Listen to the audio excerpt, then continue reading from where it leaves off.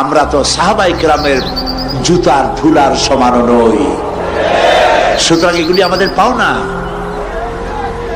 এই রক্তের বিনিময়, জীবনের বিনিময় আল্লাহ পাক তার দ্বীনকে প্রতিষ্ঠা করবেন ইনশাআল্লাহ। হযরতে খাব্বাব, বুখারী শুনুন, বুখারীর হাদিস। আমি কোনো কথা বানিয়ে বলি না, আমি লেখাপড়া করি, পড়াশোনা করি, চোখে দেখি, তারপরে কথা বলার চেষ্টা করি। বাজে গপ্প কিসসা কাহিনী বলার অভ্যাস আমার কোনো কালে ছিল না, নাই। রাসূল করিম সাল্লাল্লাহু আলাইহি ওয়াসাল্লামের মতো মানুষ, ওনার মতো মানুষ, আহারে, তার চাইতে শ্রেষ্ঠ মানুষ কি পৃথিবীতে আছে? তিনি মার খাইছেন না খান নাই? আহা, কিভাবে তাকে মারলো! গলায় চাদর দিয়ে পেঁচাইয়া আছাড় মেরে ফেলে দিয়ে তারপরে তাকে প্রহার করা হয়েছে। আবু জাহেল মেরেছে, বেহুশ হয়ে গেছেন হুজুর। হযরত হামজা তখনও কাফের ছিলেন। শিকার থেকে ফিরে এসে মুহাম্মদ সাল্লাল্লাহু আলাইহি ওয়াসাল্লামের অবস্থা দেখে পায়ের রক্ত মাথায় উঠে গেছে। আপন ভাইয়ের ছেলে, আর এমন ছেলে।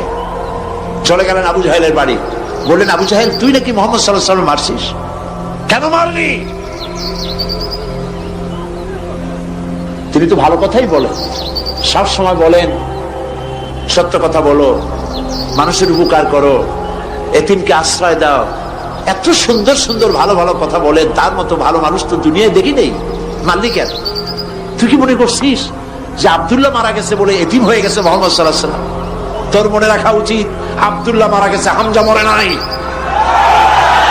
হযরত হামজা ধনুক বাইর করলেন, এক বাড়ি মারলেন মাথার উপরে, মাথা ফাটা রক্ত বেরিয়ে গেল। হামজা হন হন করে হেঁটে এলেন রাসূলের কাছে। হুজুরের অসুস্থ দেহ মুবারক কোলে উঠায় নিয়ে বললেন, বাবা। তার মস্তক মুবারক কোলে উঠায় নিয়ে বললেন, আমি আবু জাহেলের মাথা ফাটিয়ে রক্ত বের করে দিয়ে এসেছি, তুমি একটু খুশি হও।